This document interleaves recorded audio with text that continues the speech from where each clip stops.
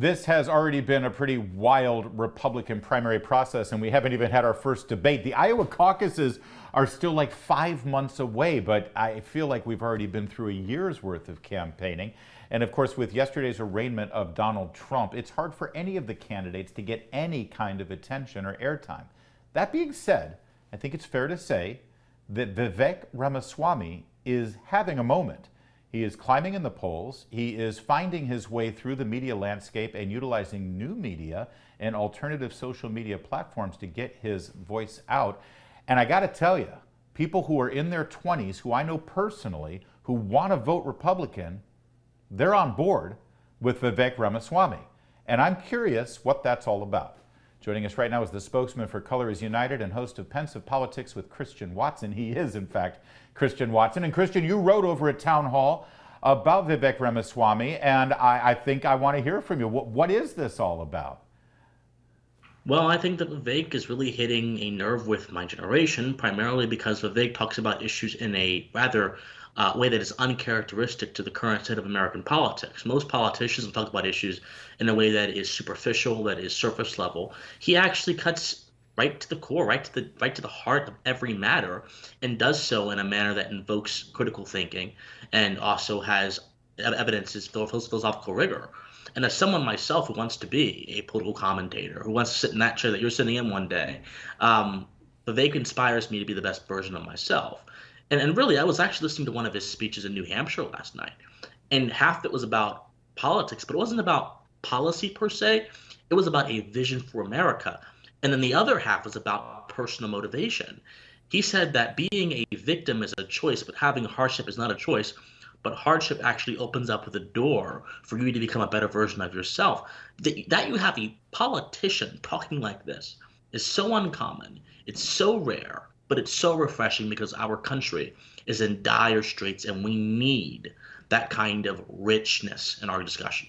You know, I read your column about this, and I've seen some of your statements on social media about it. You seem to think that Mr. Ramaswamy, and I'm not suggesting he isn't, but you seem to think that this is coming from such a genuine place because of his life story, being a second-generation immigrant, being a gentleman of color who it appears was told because of his color he was going to find a racist country, and it turns out didn't really work out that way. He just worked his butt off and everything worked out fine. Is that resonating with certainly gentlemen of color of your age? Well, I don't see myself as a gentleman of color at all, but I do see myself as an American, as an inheritor of an intellectual tradition, and Vivek is perhaps one of the shining paragons of that intellectual tradition. And I think that in our nation, even on the right, actually, we have this odd fascination with having different colored faces speak what we believe. And that's really an odd fascination because our focus should be on the sort of spiritual nature of man, which is embodied in his values. Our focus should be on universal values and not the kind of the crude matter in our skin. And Vivek makes that point numerous times in all of his speeches, which is why he can go into a place like the South Side of Chicago or Kensington, Philadelphia, and not grovel or appeal to what the idea of a minority voter is, but actually be a genuine expositor of American values. And so I see Vivek as a sort of conduit for that new coming, that second coming of the American Revolution in our politics that is going to be so essential if we want to keep America alive and united. Well said, and thank you for correcting me. I appreciate that and what you just said more than you'll ever know. Because what I hear from the mainstream media in this town, certainly, those who cover politics and those who are from the Democratic Party and the left-leaning political spectrum here, is quite the opposite. That there's the black vote, and there's the Hispanic vote, and there's the gay vote, and all of this, suggesting that because you might be aligned with that group, that you have to think a certain way. I find that to be incredibly offensive.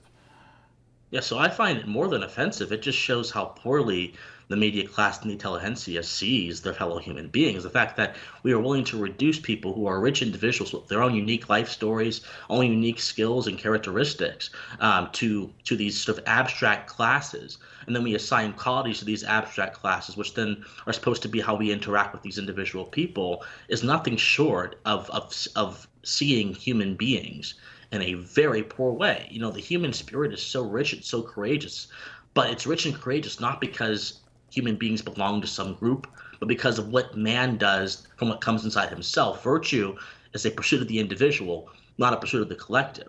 So, unfortunately, in Washington, D.C., in New York City, and these sort of havens where the media and the corporate media exist, these old world ideas where you classify people on the basis of groups and not their individuality take hold because these old world ideas are what keeps these institutions in power. Remember, in old world Europe, they didn't care about your individual achievement. They cared about where you were in the feudal system. They cared about if you were a serf or a noble.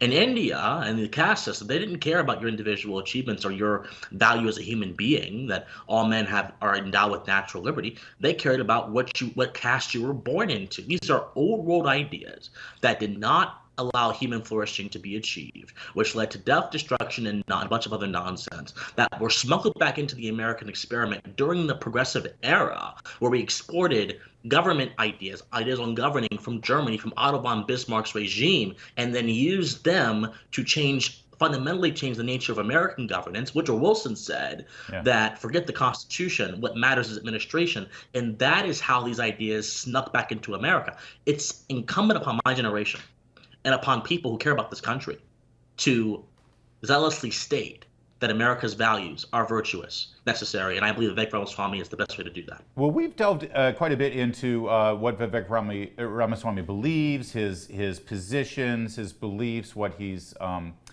said, and what's inspired you.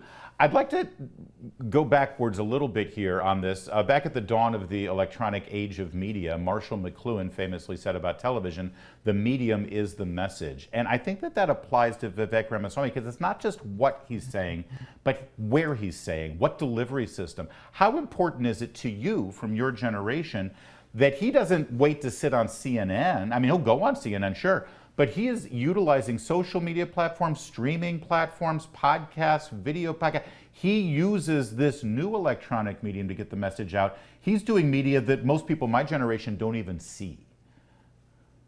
Yeah, no, it's sorely important because if you want to reach Gen Z voters, if you want to reach even a lot of Americans these days, most Americans don't watch cable. Most Americans don't even tune into the old world media. Most Americans are not interested in that, but they do listen to their podcasts on their way to work, or they do watch videos. They do watch new media figures like Tim Pool or what have you, or Patrick Bet-David, who I believe Vivek is going to be on very soon for a town hall. Yeah. They watch those people, and those people have kind of overcome the sort of fame of the old world. So I embrace it. I think that it's wonderful. You know, I'm still old enough to remember when we didn't have smart TVs, when I would tune on the TV, and if it was on TV, it was on TV. If you missed it, you missed it. And that was how it was. And watching the network television, of course, you probably remember much more than I do in terms of that. But I remember it. And to be frank with you, this new way of doing things is better.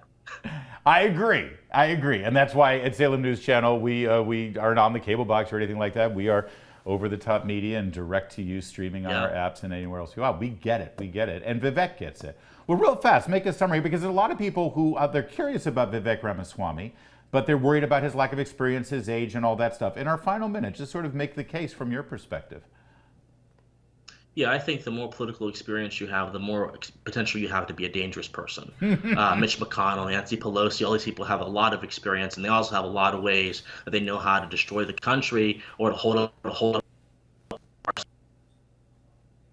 Oh, shoot, we lost his final words there. But I'll tell you what, Christian Watson is good at what he does, and he said he wanted to be in this chair. I have no doubt he will be, or he'll make his own chair to be in. We're going to keep an eye on both Vivek Ramaswamy and Christian Watson. Hopefully we'll have Christian back on the program as this campaign continues. He is a spokesperson, again, for Color Us United and the host of Pensive Politics with Christian Watson, and I appreciate him joining us tonight. There's more to come. Please keep it here. This is O'Connor Tonight on the Salem News Channel.